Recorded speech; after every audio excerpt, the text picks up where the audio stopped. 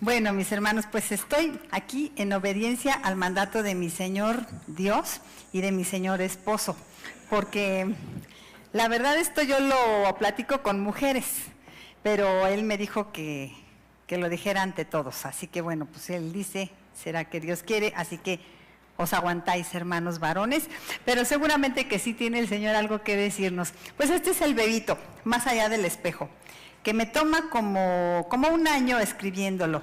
Hago estudios que doy aquí a las hermanas y luego lo afinamos y no sé qué, y como un año, pero la verdad es que creo la bendición de poder compartir hoy con ustedes como siervos de Dios, es que no es cierto que toma un año, porque ustedes saben, la vida es un proceso, ¿verdad? Entonces lo que puedo compartir en este libro es el proceso en el que el Señor me ha llevado desde que me casé con un pastor, vamos a decir desde que nací, y cómo a cada uno también podemos pensar, ¿verdad?, cómo ha sido nuestra vida un proceso hasta este día en el que hoy nos tiene, por su gracia sirviéndole y todo lo que ha podido Él ir añadiendo a nosotros, lo que nos ha ido enseñando, por los valles y veredas por donde Él nos ha llevado.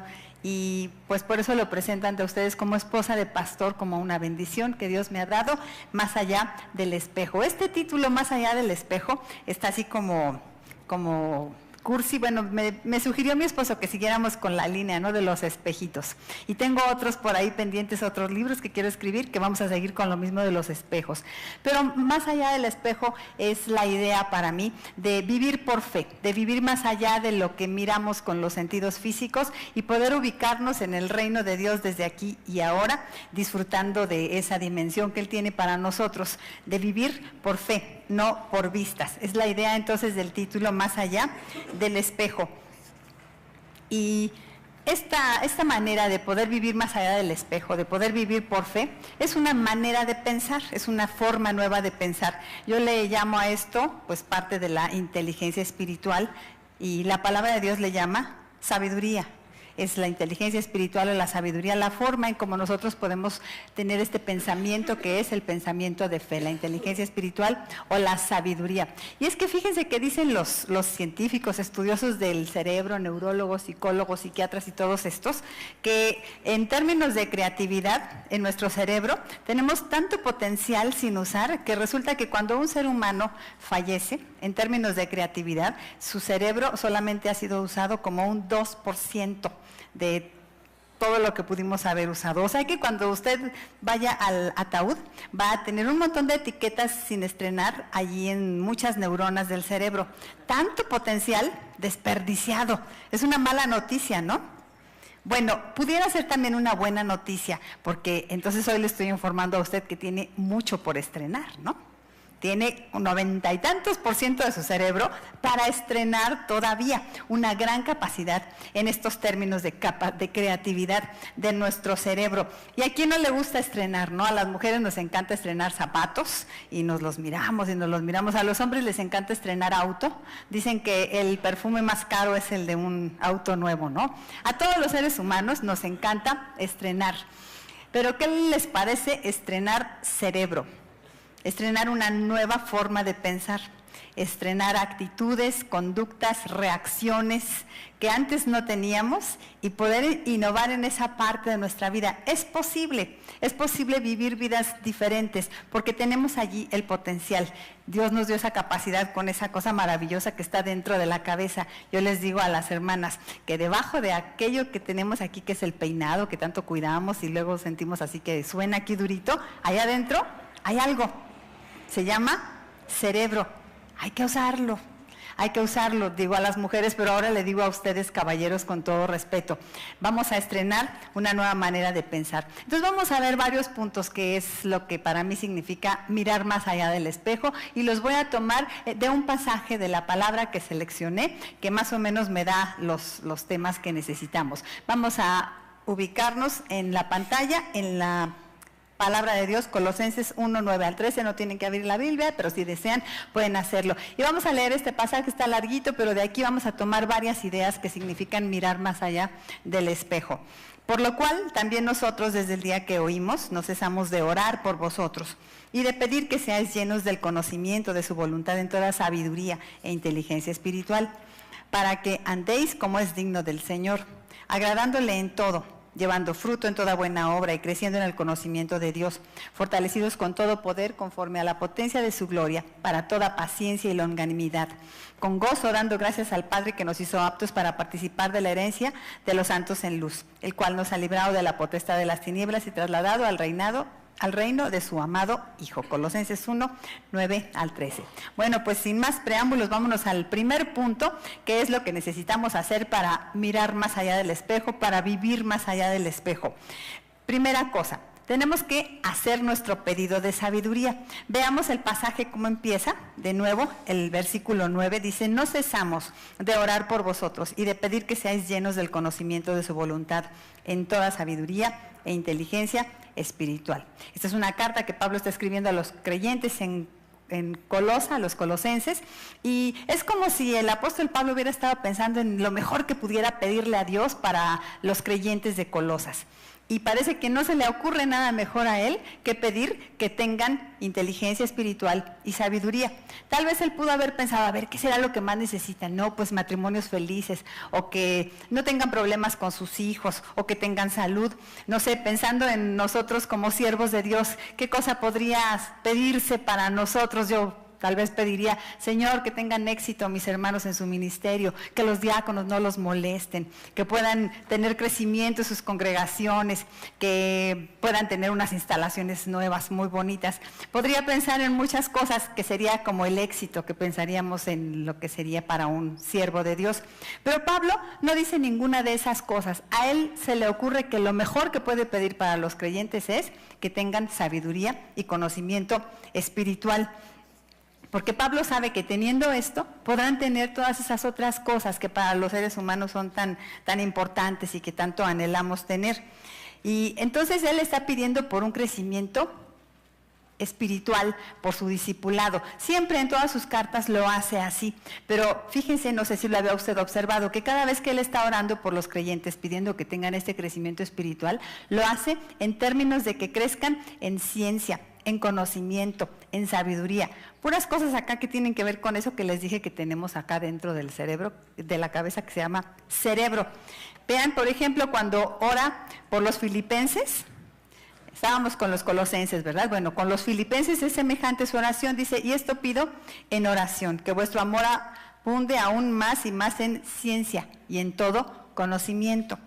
Y también con los efesios hace lo mismo. En Efesios 1, 16, 18 dice: no ceso de dar gracias por todos vosotros, haciendo memoria de vosotros en mis oraciones, para que el Dios de nuestro Señor Jesucristo, el Padre de gloria, os dé espíritu de sabiduría y de revelación en el conocimiento de Él, alumbrando los ojos de vuestro entendimiento. ¿Cómo es consecuente esto en todas sus cartas? Que Él está orando por los creyentes y no pide ese otro tipo de cosas que nosotros pensaríamos que serían tan importantes para nosotros, sino que Él está pidiendo que les funcione el coco, que tengan inteligencia espiritual y sabiduría.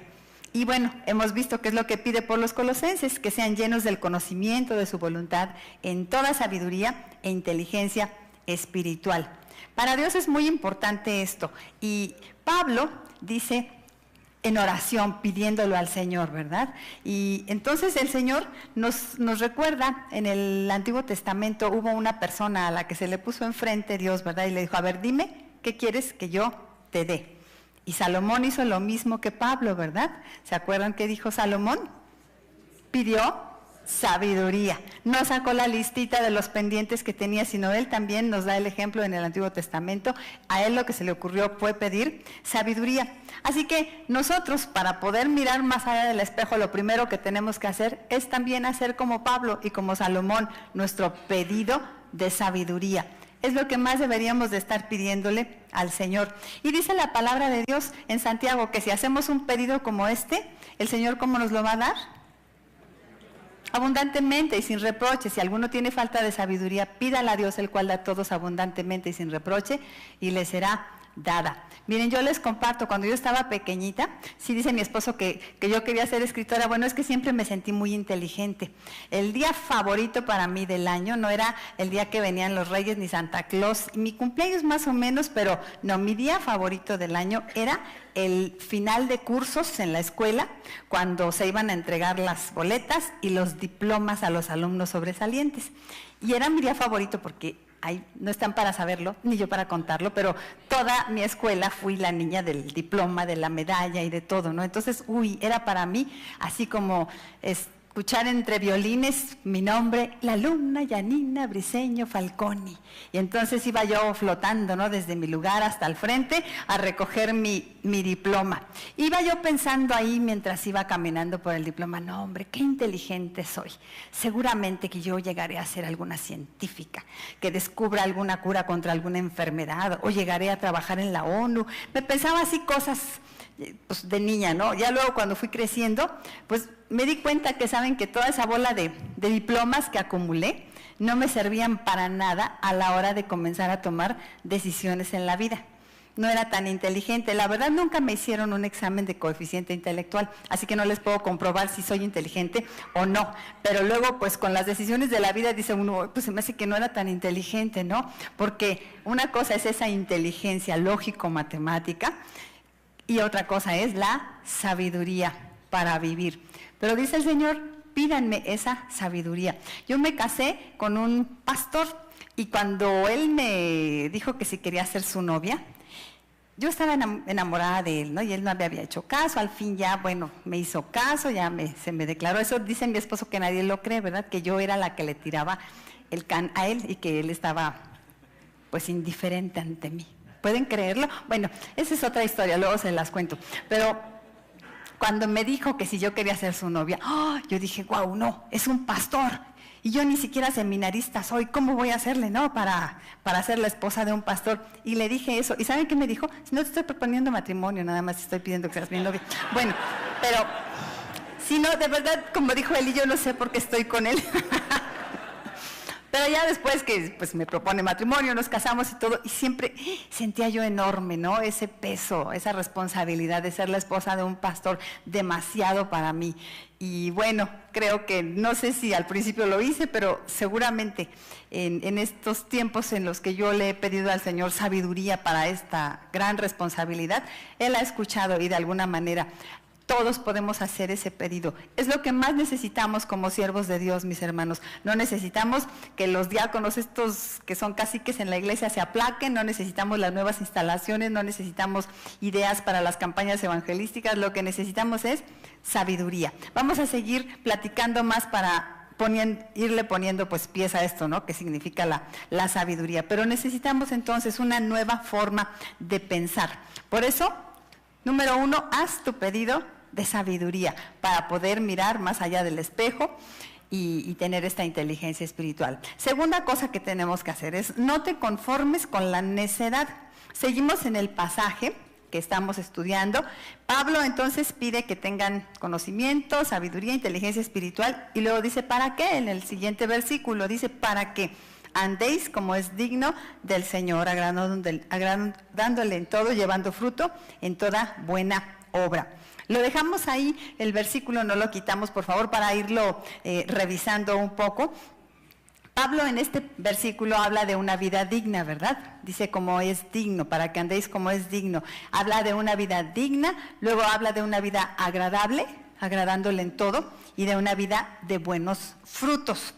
En otras palabras, él pide que tengan inteligencia espiritual para que ellos tengan una vida hermosa, para que hagan buenas obras, porque la sabiduría que Dios considera verdadera sabiduría es una que no está solamente aquí en el cerebro, sino es la que se manifiesta en la vida práctica, en una vida digna, agradable y de buenos frutos. Pide sabiduría entonces para que se manifieste en su forma de vivir.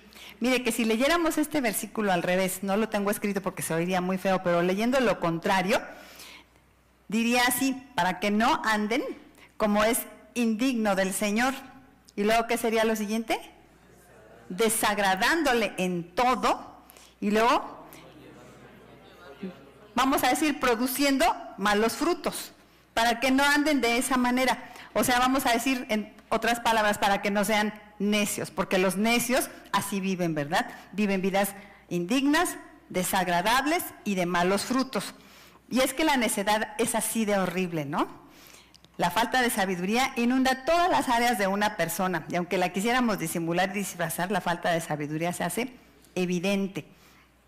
Miren, la ironía es que mientras más necia es una persona, ella menos lo nota. Y qué horrible es encontrar de pronto siervos de Dios necios, ¿verdad? Siervos de Dios que viven vidas indignas, desagradables y de malos frutos. Bueno, pues se puede usted imaginar al esposo, ya ven en Proverbios se habla mucho de los necios, ¿no? Y se habla mucho de la mujer necia. Como esta conferencia yo la doy luego a mujeres, entonces ahorita le voy a dar un regalo a los hermanos así para que se regodeen en los proverbios que hablan de las mujeres necias. Y yo los tomé todos, los proverbios, y los concentré en una sola mujer. Dice como que es una sola señora. Entonces imagínense usted al esposo de esta señora necia de los proverbios. Les voy a leer lo que escribí que él le diría al psiquiatra, allí con camisa de fuerza casi, porque la situación fue tan terrible de vivir con esta necia, y entonces le dice así al psiquiatra: se oye feo, pero son puros proverbios, yo no lo inventé, nada más agarré la palabra de Dios y la puse allí, porque digo, luego me quieren achacar que yo dije cosas muy feas, son los proverbios, ¿sí? Ok, dice así: ay, doctor, estoy desesperado, mi mujer es una insensata, alborotadora, simple y obcecada. Escuchar sus quejas y reclamos es como estar oyendo una gotera que te taladra el cerebro constantemente. Ya no puedo más. Preferiría vivir en un rincón de la azotea que dentro de la casa con ella. ¿Qué digo? En la azotea. Preferiría vivir en un desierto que seguir sufriendo sus rencillas y oyendo sus quejas iracundas. Su egoísmo y falta de comprensión me están destruyendo como si una larva se estuviera comiendo mis huesos. Esta mujer necia está derribando nuestro hogar con sus propias manos. Es guapa, pero tan apartada de razón que su belleza ni se nota. Sus aretes de oro y su peinado acicalado no le sirven de nada cuando gruñe como un cerdo. ¿Verdad que sí está en la Biblia? Pobre hombre, ¿no? Bueno, pero hermanas, ¿qué creen? También hay un necio en los proverbios, ¿verdad? ¿Y qué creen?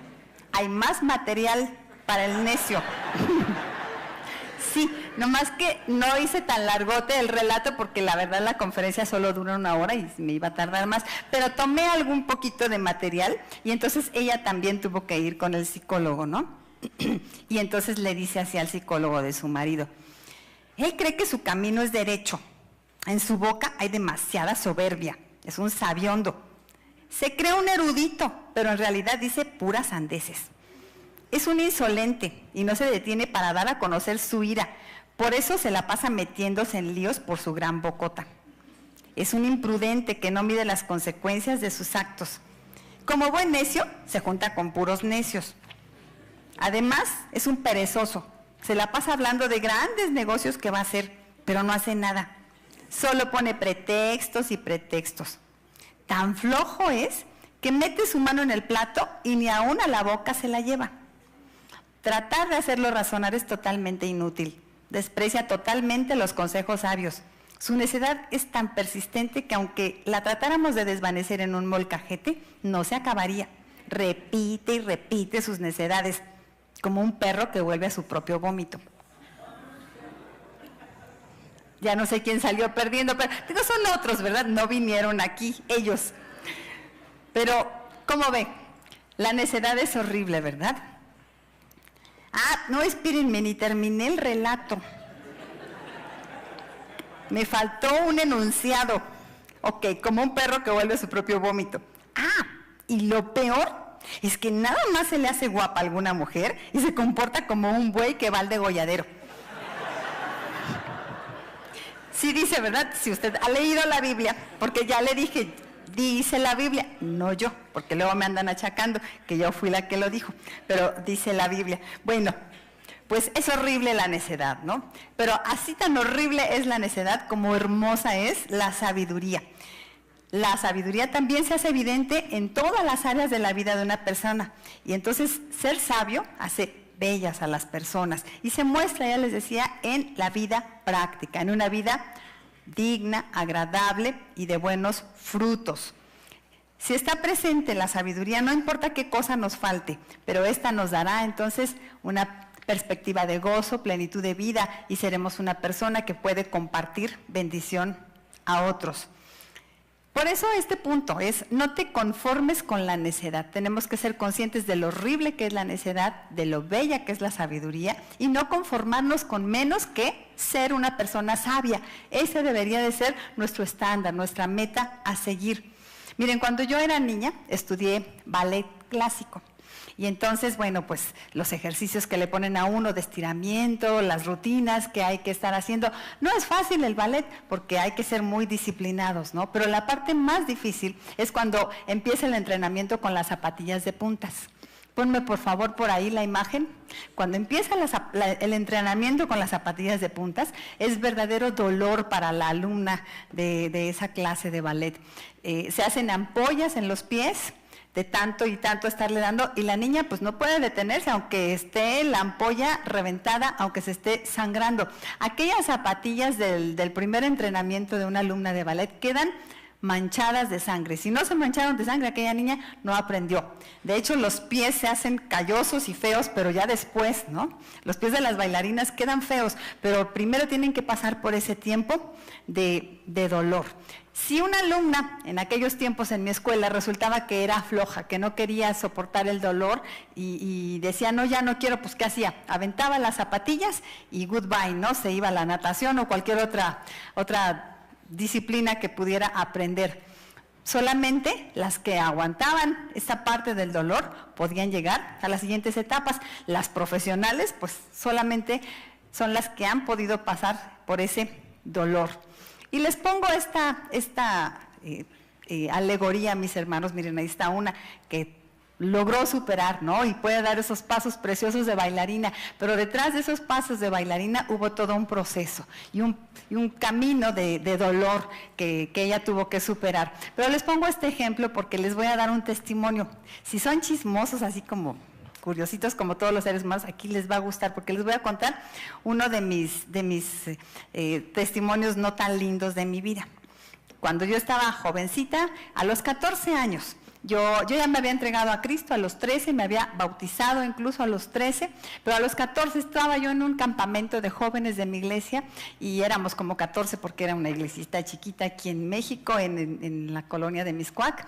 Y en este campamento nuestro pastor hizo un llamado para que le entregáramos al Señor nuestra vida de tiempo completo.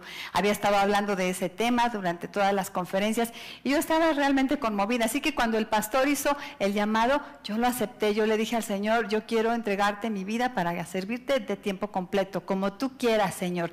El hermano hablaba de misiones, el hermano hablaba de dedicarnos al Señor por completo. Yo le dije al Señor, sí, y lloré. Y la verdad que fue un caso especial que mis compañeros, los jóvenes, me rodearon, me abrazaron, lloraban conmigo por la decisión que había yo tomado. El Señor tomó muy en serio esas palabras mías y entonces bien pronto conocí a este guapo galán pastor y me enamoré de él. Ya les conté, bueno, otra vez voy a contar que no me hizo caso, ay, siempre con la misma, pero yo en ese momento como que no relacionaba que él era pastor, que yo me estaba enamorando de él y que yo le acababa de decir al Señor, te quiero entregar mi vida de tiempo completo, ¿no? Y menos porque no me hizo caso y me hizo sufrir y los años y no sé qué. Bueno, pero ya que nos casamos, al fin que logré mi meta de pescar al galán, ay, hermanos, pues, ¿dónde está Luis Eusebio? Sí está. Híjole, lo voy a decir delante de él y...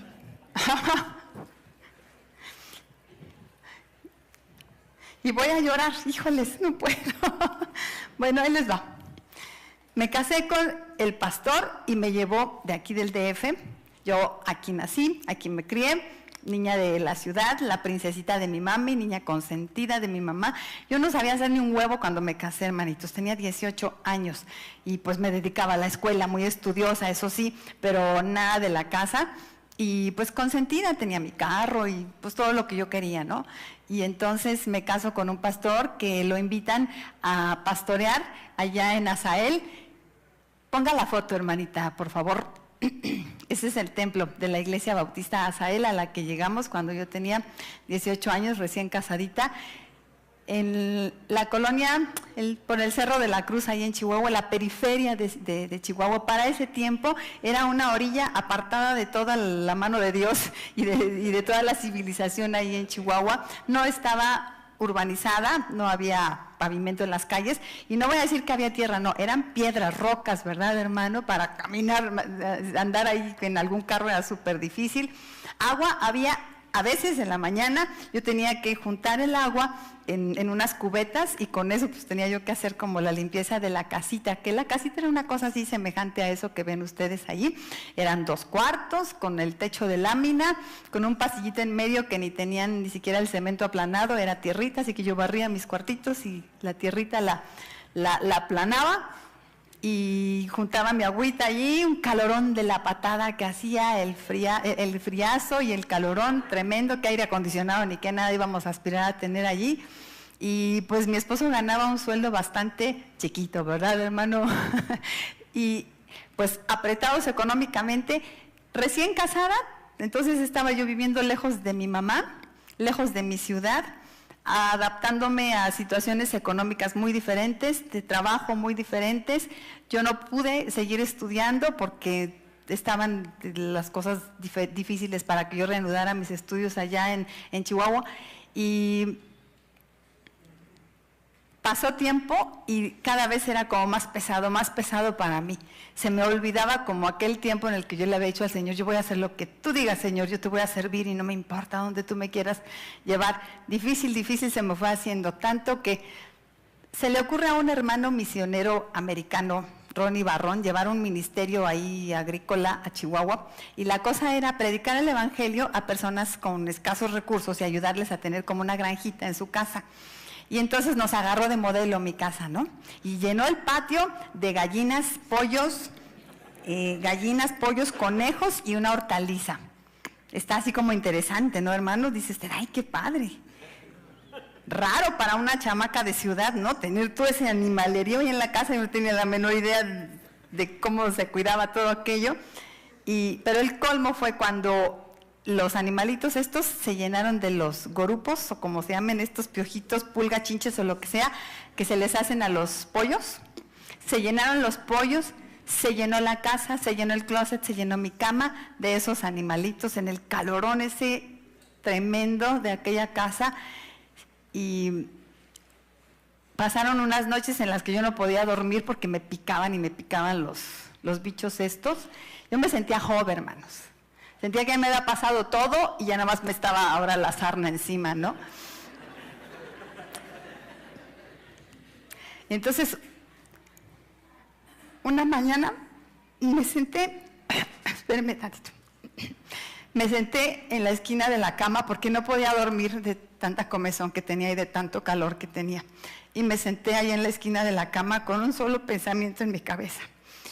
Y dije, cuando amanezca, me voy con mi mamá, yo ya no soporto esto. Y me fui, ¿verdad, hermanito? Me da mucha vergüenza. Fue una iglesia preciosa. Esa iglesia me toleró esa locura. Y estando acá el Señor me enseñó cosas. Dios fue bueno, tan lleno de gracia, porque no dijo, ay, esta no aguanta nada. Pues no que me había prometido, no que había dicho, no aguanta nada. Qué bueno que se quede ahí en México con su mamá. Yo le voy a conseguir otra esposa al Paz Gilberto. El Señor tuvo paciencia conmigo y trabajó en mi corazón y me regresó a Chihuahua. Yo digo, con sus lazos de amor, me regresó, pero me regresó con una lección aprendida. Que sin dolor no hay un campeón, que tenía que haber una batalla, que Él me estaba enseñando cosas, que me estaba formando como su sierva, que no se estaba burlando de mí, ni estaba enojado conmigo, que me estaba llevando en un proceso. Mire, ahora yo no vivo en esa casa, ¿verdad? Y nada de mi vida se parece a ese tiempo, pero qué tiempo tan precioso fue de formación para mi vida, donde el Señor tenía que pulirme, tenía que quitar necedad de mi corazón y enseñarme a valorar muchas cosas. No crean que cuando regresé ya estábamos en el paraíso y todo diferente, ¿verdad? Los hermanos en Nazael hicieron cosas muy lindas, hicieron un cambio de la casa. Cuando yo regresé, llegué a una casa diferente. Pero gracias, hermano, por recibirme con amor de nuevo. Así me recibió esa iglesia. Nadie me reprochó. No, y sí, con el hermano Eusebio aquí.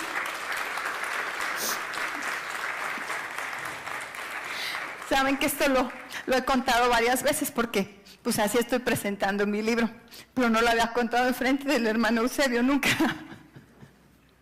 Entonces, bueno, y no lo había contado con pastores, con hermanos siervos que saben de lo que estamos hablando, ¿verdad? Pero me da gusto podérselos decir, hermanitos, porque a lo mejor pues dicen, ay, qué fácil para el hermano Gilberto, es pastor de Oreb. Y pues trae una camioneta ahí bien padre y seguramente, tener un sueldazazo. No, no es así. Pero piensan, ¿no? A lo mejor ustedes que, pues aquí todo empezó, ¿no? Pero les cuento dónde empezó, mis hermanos preciosos, queridos. Y que ha sido un proceso, entonces, por eso lo que escribo acá no es así como que tomó un año, sino es el proceso por el que el Señor nos va llevando en el ministerio, y ahora para mí es una victoria, ¿no? Poder estar haciendo eso. Yo no me imaginé, cuando estaba ahí renegando en la cama, ya me voy, no me imaginé lo que el Señor quería hacer a través de mi vida.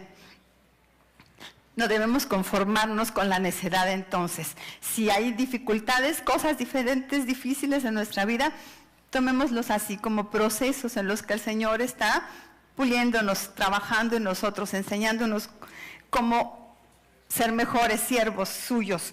Permitámosle entonces ese trabajo, no nos conformemos con la necedad. Tan hermosa es la sabiduría como horrible la necedad. Aspiremos a ser personas sabias y permitámosle al Señor trabajar en nosotros esa área de nuestra vida. No te conformes con la necedad. Tercera cosa que tenemos que hacer para mirar más allá del espejo. Comienza por el principio, tu relación con Dios. Esto está de kinder, ¿verdad? Y más para los siervos de Dios. Pero como a veces en eso nos perdemos también las personas que estamos pastoreando a otros.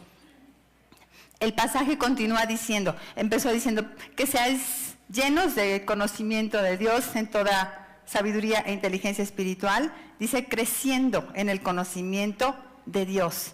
¿Cómo es que obtenemos esa sabiduría? Creciendo en el conocimiento de Dios, así dice Pablo, ¿no?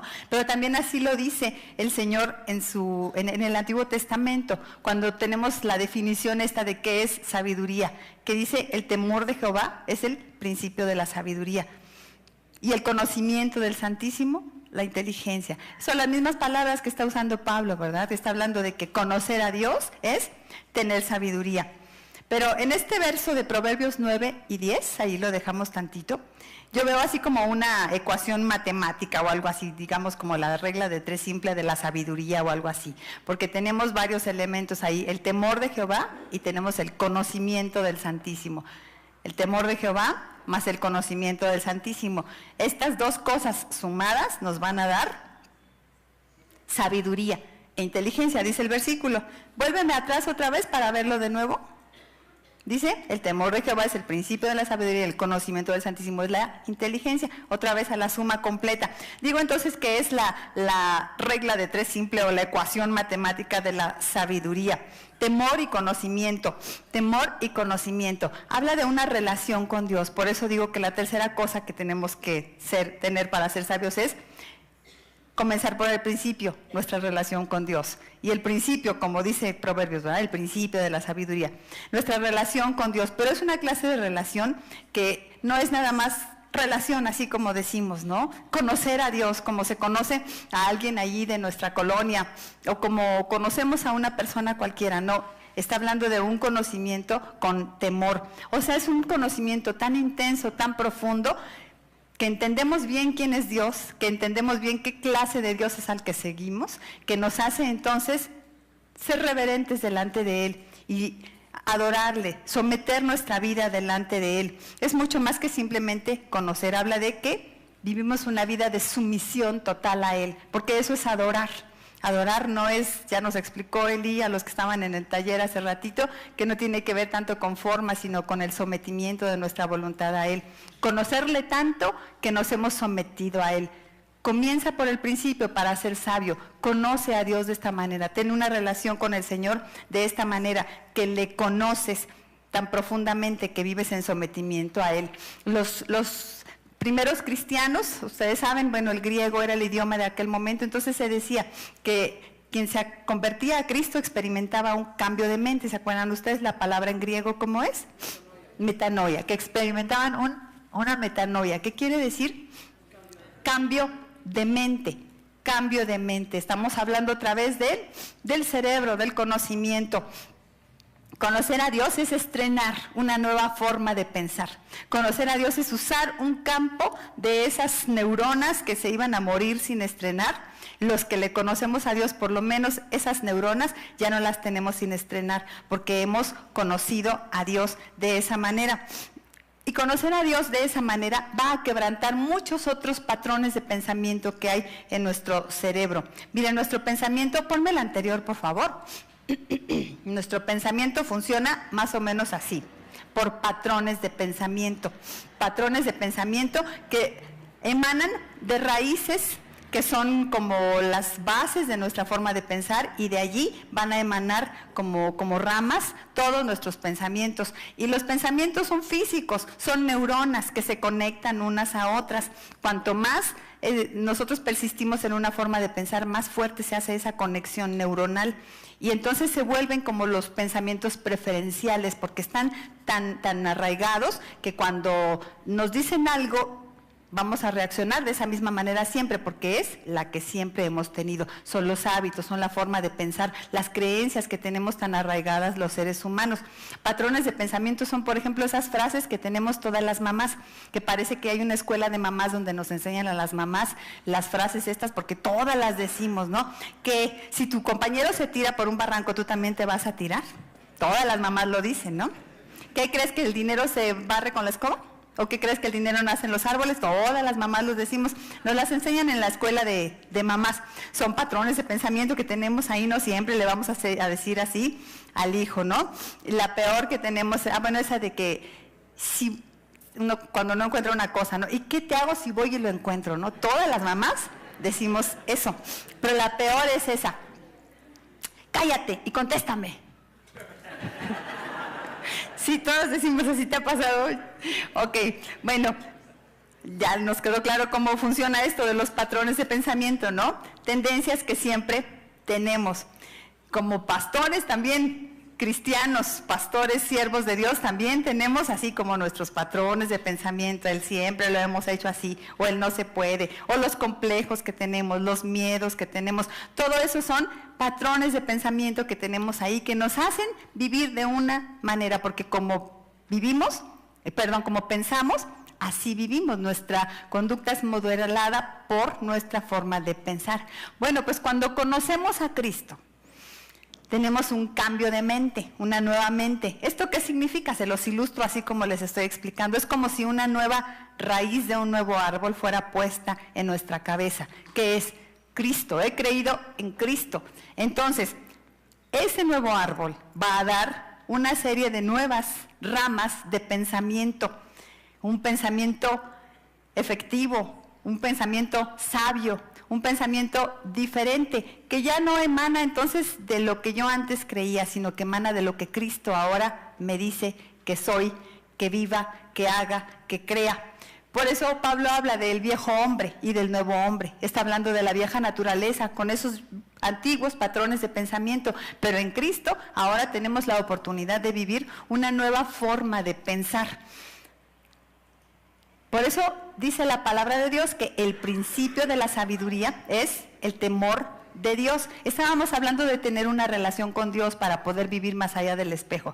O sea, tener a Dios como el tronco principal de toda mi forma de pensar. En esa relación con Él, entonces todos mis pensamientos van a emanar de Él. ¿De Él qué? Pues de su palabra, de sus promesas, de sus mandamientos también, de todo lo que Él me está diciendo ahora. Entonces va a emanar esa nueva forma de pensar.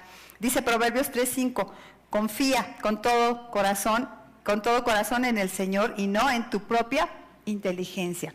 Una nueva relación con el Señor que nos ayude a vivir en verdadera sabiduría. Tenemos que estarnos esforzando. Esto es una lucha constante, decía Pablo, ¿verdad? Que tenía la lucha contra el viejo hombre.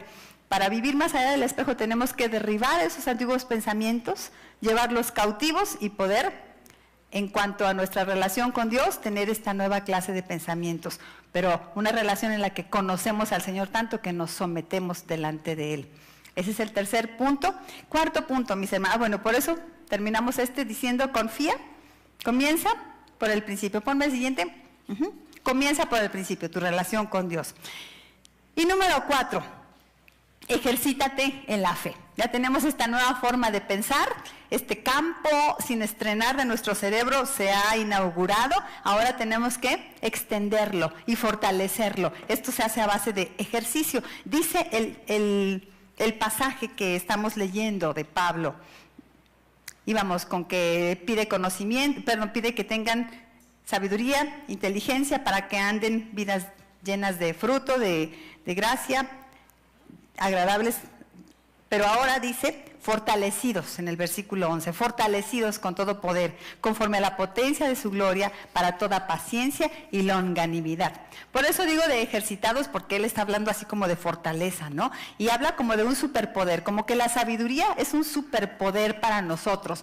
Vea cómo las palabras ahí nos dan esa idea, fortalecidos con todo poder, conforme a la potencia de su gloria, para toda paciencia y longanimidad. Como que la sabiduría es un superpoder que nos da una super paciencia y una super longanimidad. ¿Longa qué? No, usted sí sabe qué es, ¿verdad? Longanimidad es esa capacidad de vivir en sabiduría en medio de las pruebas, aunque sean fuertes tormentas. Por eso Pablo, al inicio de su oración por los colosenses, no pide que no tengan pruebas. ¿Se acuerdan? No dice, ay, que no les pase nada malo, Señor, a estos mis colosensitos queridos, que no tengan ningún problema.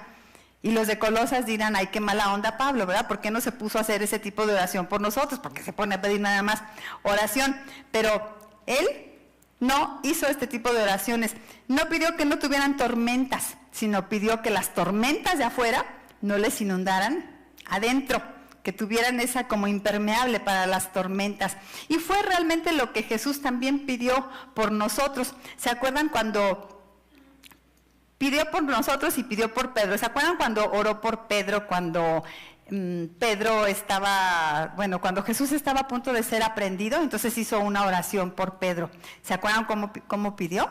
Se los voy a leer aquí. Dijo también el Señor, Simón, Simón, he aquí, Satanás os ha pedido para zarandearos como a trigo. Ya sabemos de qué habla, ¿verdad? De que iba a estar en extrema prueba cuando Jesús fuera aprehendido. Entonces dice, Satanás os ha pedido para zarandearos como a trigo. Y el siguiente verso, ¿qué debería decir? Pero yo he rogado para que no te zarandeen, ¿no?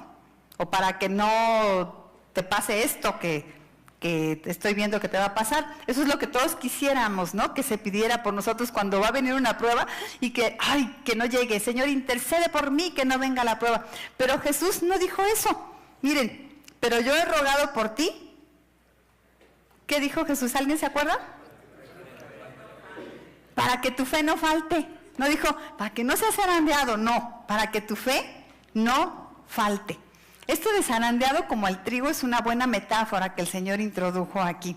Si sabemos esto, ¿verdad? Que para cuando ya están listas las espigas de trigo para ser segadas y tomar el grano de ellas, ¿cómo se saca el grano de las espigas de trigo? A golpes. Se tienen que sacudir y darles golpes y entonces va saliendo todo el trigo, ¿no? Y qué hermoso poder ver aquel fruto ya separado después del zarandeo. Bueno, pues esta metáfora la aplicó Jesús para Pedro. Vas a ser sacudido. Y yo lo que estoy pidiendo, Pedro, no es que no seas sacudido. Estoy pidiendo que después de que hayas sido sacudido, de ti haya brotado buen fruto. Fruto para gloria del Padre. Vimos ayer con el hermano Denis Morissette, qué preciosa manera de explicarnos, ¿verdad? Que cuando Jesús se presentó ante Pedro, después de que lo negó, la pregunta que le dijo es, ¿me amas? No le preguntó qué, ¿aprendiste la lección? ¿Ya te arrepentiste suficiente? ¿Ya lloraste suficiente? No, le dijo, ¿me amas? Era el fruto que esperaba el Señor, ¿no? Que hubiera en él después de todo lo que había pasado. Que tu fe no falte, pidió el Señor Jesús. Que tu fe, la fe. ¿Qué es la fe? La fe es una forma de pensar. Es un tipo de pensamiento que no es común, que no toda la gente maneja. Por eso, tanta neurona con etiquetas sin estrenar. Pero los que creemos somos más inteligentes que todos los demás, porque usamos campos mentales que generalmente no se usan, formas de pensar que generalmente no se usan. Así que los que creemos en Cristo, por lo menos cuando nos vamos a la tumba, tenemos menos potencial del cerebro que se desperdició. Aprovechamos en la fe esa buena parte. La fe es una forma de pensar superior. Es una inteligencia espiritual, es pensar con la sabiduría que viene de Dios. Es una clase de pensamiento poco común. Dice la palabra de Dios en 2 Corintios, por fe andamos, no por vista. Y en Hebreos 11:1, ya lo sabemos, después la fe, la certeza de lo que se espera, la convicción de lo que no se ve. Por eso, para ser sabios es necesario ejercitar ese nuevo campo mental que se llama fe. Tenemos que ejercitarlo, fortalecerlo, como dijo Pablo, por los creyentes, que estén fortalecidos en esa área. Porque si hay dos naturalezas en nosotros, dos formas de pensar, ¿cuál va a ganar? Pues a la que más ejercitamos. Les pongo un ejemplo. Miren, Mateo 14:31, lo leo. Al momento Jesús, extendiendo la mano, asió de él y le dijo, hombre de poca fe, ¿por qué dudaste? Ya saben de quién estamos hablando, ¿verdad? De Pedro. ¿Cuándo qué? Cuando estaba glu, glu, glu, glu, glu. ¿Sí? ¿Qué había pasado? Bueno, lo que había pasado es que Jesús se había acercado hacia ellos en la barca y entonces Pedro le dijo, Señor, si en verdad eres tú, manda que yo baje y camine sobre el agua. Y le dijo Jesús, sí, ándale, ven. Y entonces bajó y caminó un poquito sobre el agua. Pero ya que estaba caminando, bueno, caminó, vamos a decir, usando ese campo mental llamado fe, una manera superior de pensar. Pero de repente, ya que estaba caminando sobre el agua, le empezó a funcionar la otra forma de pensar. Vamos a decir la lógica básica, no la lógica superior, la rudimentaria. Y entonces empezó a pensar, no, pues los hombres no caminan sobre el agua, yo soy un hombre. Y glu, glu, glu, se hundió. Él pudo haber usado la lógica superior y seguir caminando, echar hasta unos pasitos de ballet ahí sobre el agua y toda la cosa. Pudo haber usado una lógica superior, una lógica así. Miren, vamos a ver este ejercicio de silogismo que tengo aquí escrito, por favor. Él pudo haber usado esta lógica superior. Dios es todopoderoso, es una verdad, ¿no? ¿Es verdad? Esa la creemos, ¿por qué? Por la fe. Dios es todopoderoso. Es un campo mental nuevo el creer, Dios es todopoderoso. Otra verdad, Dios está conmigo. ¿Es verdad eso también? Y lo sabemos por qué, por la fe, por la lógica superior, ¿no? Bueno, pues si Dios es todopoderoso y Dios está conmigo, entonces, ¿qué pasa? Ponle clic. Yo puedo caminar sobre el agua. Es lógico, ¿verdad? Dicen que los cristianos somos tontos, que nos hemos deshecho del cerebro para poder creer en el Señor. Yo digo que es al revés, que los cristianos usamos una forma superior de pensar. Esto es lógico también. Dios es todopoderoso, Dios está conmigo, y si Dios está conmigo y es todopoderoso, yo puedo caminar sobre el agua. Lo que pasa es que él se basó en premisas de lógica rudimentaria, chafa, ¿no? Pónmelo, por favor. Él pensó, los seres humanos no pueden caminar sobre el agua. Eso es básico, ¿no?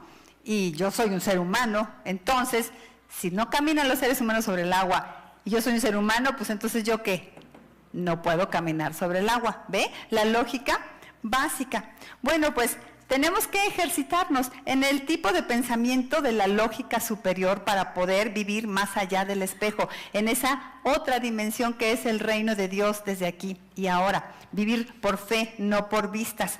Estos nuevos patrones de pensamiento que vamos a tener nosotros van a partir de premisas de fe, no de premisas incrédulas, sino de premisas de fe. Esas que Dios nos dice acerca de sí mismo, o las que Dios nos dice acerca de nosotros en su palabra, las promesas que nos da, los valores que nos enseña, los mandamientos que nos enseñan. A base de esas premisas, entonces nosotros sacamos nuestras conclusiones que nos van a llevar a una manera diferente de pensar. Mire, la lógica superior parte de la verdad divina para llegar a una posición razonable y justificada, no de locos, a una posición razonable y justificada sobre una situación que la lógica simple no te había dado como resultado. Así que la lógica superior nunca se va a basar en tus capacidades o en tus recursos. Como siervo de Dios, no se basa en eso, se basa en Dios y su propósito en mí. No se basa en las cuentas bancarias, en condiciones favorables de la vida, en gente amable y linda que me quiera ayudar, en un buen gobierno, en López Obrador, en la lealtad de las personas, no. Ni tampoco se basa mi lógica superior en mis complejos y traumas y amarguras, mis experiencias del pasado, lo que le pasó a la comadre, los valores humanos que circulan en nuestro mundo. Se basa en la verdad de Dios. La lógica superior se basa en Dios, en su poder, en su amor, en su sabiduría. Y estos son los elementos que debemos poner en la balanza para evaluar cualquier circunstancia de nuestra vida.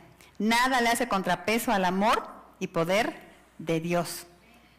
Ven que mi esposo es diabético, bien diabético, y luego se me hizo celíaco. Primero se hizo diabético y luego se hizo celíaco. ¿Qué es celíaco?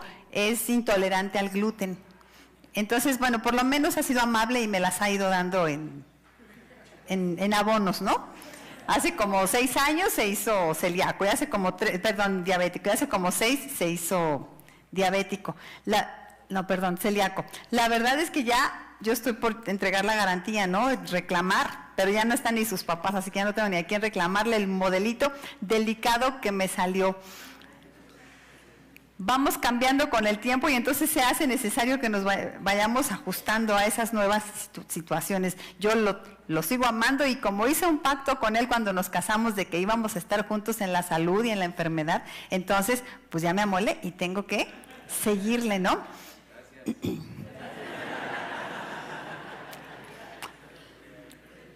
Pero cuando se hizo diabético, se cumplió entonces una amenaza que yo tenía así toda la vida desde que me casé con él y pues supe que su mamá era diabética, y luego peor cuando mi suegra se empezó a complicar su cuerpo tanto por la diabetes, porque ella no se cuidaba, era muy indisciplinada doña Carmelita, y entonces sus últimos años de vida, que no murió tan grande ella a los 65 por ahí, no murió tan grande, pero sus últimos años de vida fue de muy poca calidad de vida, porque se había deteriorado ya su vista, sus riñones se le llenaban de agua los pulmones, ya le iban a amputar hasta un piecito. Bueno, estaba mal de todo mi pobre suegra. Y entonces para mí eso significaba diabetes, ¿no? Y pues siempre con el miedo, mi esposo puede heredarla y algún día se puede enfermar. Entonces siempre se estaba haciendo estudios periódicamente cada mes para ver cómo estaban sus niveles, que triglicéridos y glucosa y todo eso.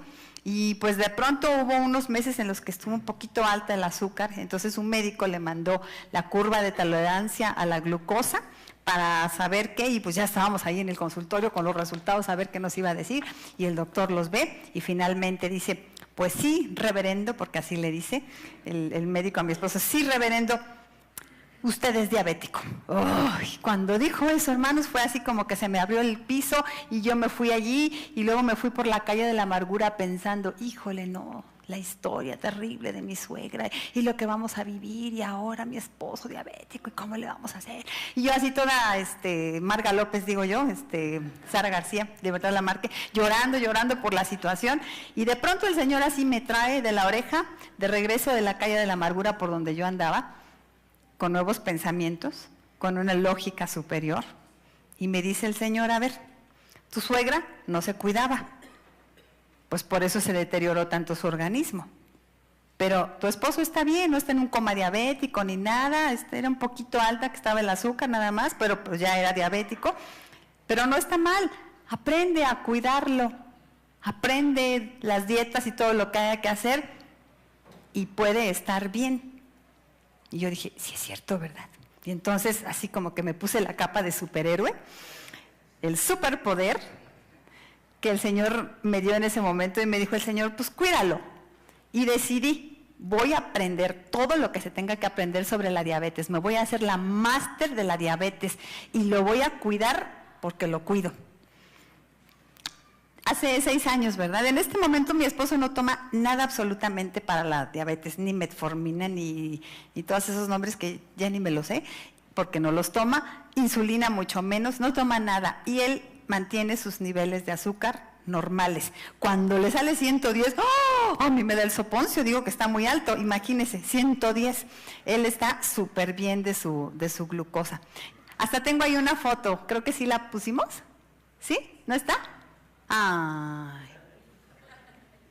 Y era una foto re linda, porque ese día, donde está la foto, yo le estoy entregando a mi esposo un anillo nuevo, porque los de matrimonio los pierde así como si fueran corcholatas que de los refrescos. Sí, si usted anda cerca de él puede hacerse millonario porque puede recoger varios.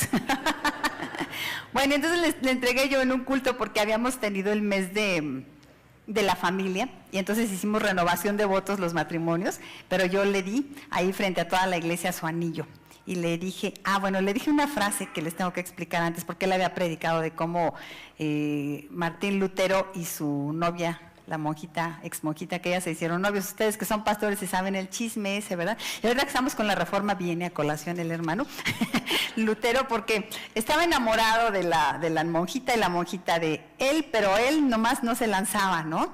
Y entonces ella se le lanzó, este es apunte para las chicas, se le lanzó y entonces le dice, pues ¿por qué no se anima? Y entonces Lutero, bueno, más o menos en otras palabras, ¿verdad? Pero Lutero le dijo, pues es que yo qué le puedo ofrecer si me persiguen todos y estoy casi condenado a muerte.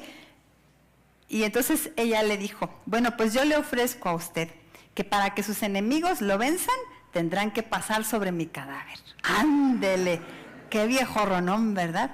Bueno, pues yo le dije a mi esposo algo más o menos así, le entregué el anillo y entonces se lo pongo y le dije, yo te ofrezco que para que la diabetes te venza, pasará sobre mi cadáver. Ándele, ¿qué tal? Diga, ándele, diga algo, hermano. Bueno, yo esperaba más emoción de parte de ustedes. Sí, entonces le dije, te ofrezco que para que la diabetes te venza, tendrá que pasar sobre mi cadáver.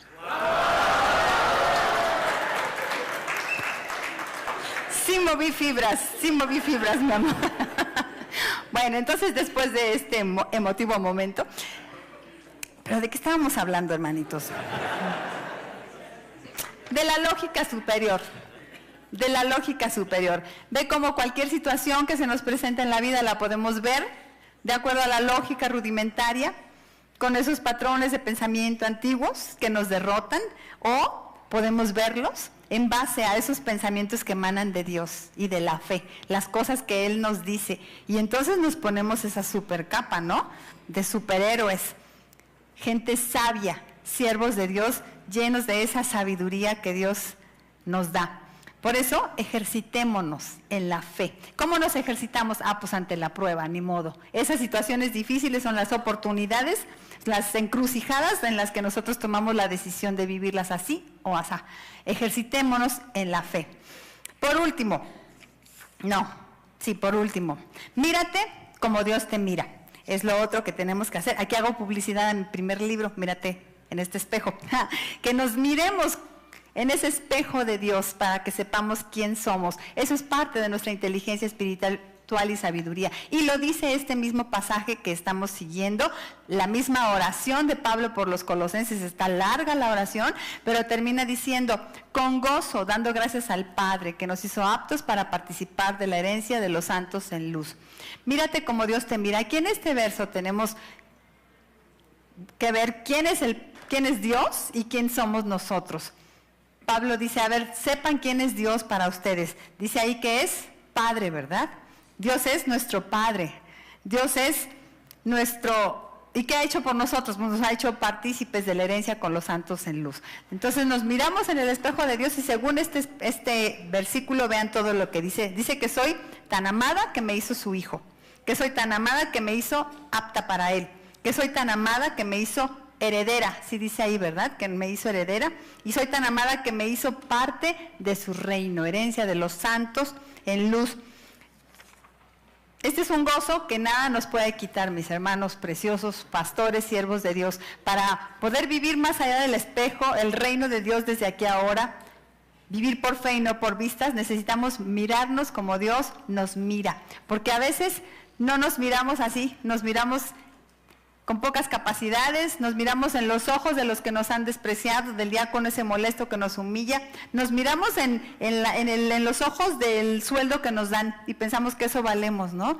Nos miramos en función de la iglesia chiquita que tenemos, de las instalaciones chiquitas que tenemos, pero el Señor quiere que nos miremos así, que nos veamos como aptos para participar de la herencia de los santos en luz. Les cuento aquí una historia que mi esposo me compartió de un hermano músico allá en Chihuahua. Él era el director del coro de la PIB de Chihuahua hace muchos años. Y este hermano le contó a mi esposo que en una ocasión estuvo allí en la Sierra Tarahumara. Era en la ciudad, ¿verdad? Era en la ciudad, pero estaba en una calle caminando y estaba ahí un indio tarahumara vendiendo sus artesanías, entre ellas unos violines. Los que han ido a Chihuahua conocen esos violines de pino, corrientes como ellos solos, ¿no? Que tienen unos plastiquitos ahí que son las cuerdas según. Y entonces estaba el violín ahí tirado y el hermano músico lo vio, le llamó la atención y le preguntó al indio tarahumara, ¿cuánto cuesta este violín? Y él le dijo, 50 pesos, dijo el indio. Y entonces el hermano músico le dijo, a ver, permítamelo, ¿no?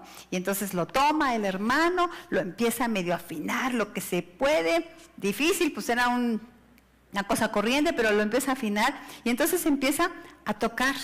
Y empieza a tocar una pieza preciosa de Bach. Y con el violín medio afinado y el buen músico empezó a escucharse algo bonito. Se oía agradable, hasta la gente se empezó a detener para verlo, para oírlo. Y entonces deja de tocar el hermano y le pregunta otra vez al indio, ¿cuánto me dijo que cuesta? 200 pesos, suena muy bonito. Está lindo, ¿verdad? ¿Ya se vio ahí usted, mi hermano?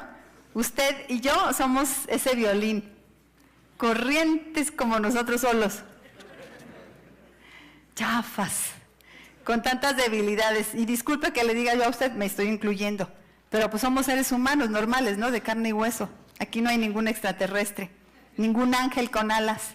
Todos somos igualitos, seres humanos con tantas deficiencias, debilidades, pecados, ignorancias y cuantos errores y defectos, ¿verdad?, que pudiéramos contar. Somos esos violines.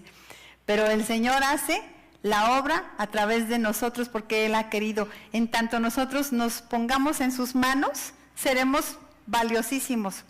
En tanto nosotros le permitamos a Él afinarnos, en tanto le permitamos que Él sea el que toque la música, entonces sonará bonito. Esa es la inteligencia espiritual y la sabiduría que el Señor quiere que nosotros vivamos como sus siervos, que vivamos en el reino de Dios desde aquí y ahora, que nos ejercitemos en este campo espiritual que es la fe y le creamos todo lo que Él tiene para nosotros y quiere hacer con nosotros. Cuando Pablo hace su oración por los creyentes, déjenme termino, no, ponme la siguiente, hija, ya nada más voy a leerles esto, el desafío, sé sabio y vive el reino desde hoy. Porque termina diciendo Pablo al final de su oración, el cual nos ha librado de la potestad de las tinieblas y trasladado al reino de su amado Hijo. Por eso yo insistía todo el tiempo en que es vivir más allá del espejo, es vivir en otra dimensión, el reino de Dios desde aquí y ahora. Así dice él, dice que ya nos ha trasladado al reino de su Hijo amado. No dice que nos trasladará, dice que ya vivimos. Por eso todo esto que pide Pablo para ellos, no es algo así como imposible, sino que les dice, esto lo pido porque es algo que ya deberían ustedes estar viviendo. Ustedes ya deberían estar viviendo de esa forma. Cuando Pablo hace su oración, les recuerda a aquellos por quienes está orando que esta clase de vida que pide para ellos es la que les corresponde, que han sido librados de las tinieblas y trasladados desde ya al reino de Cristo, que ya les pertenece. Así que solo falta vivirlo. Dios ha hecho todo para que usted y yo disfrutemos vida abundante. Recibamos esa vida y disfrutémosla al máximo. No más necedades. Seamos sabios, viviendo en esa realidad superior que es su reino, desde aquí y ahora. Vivamos el reino de Dios desde hoy. Amén. Dios los bendiga, mis hermanos.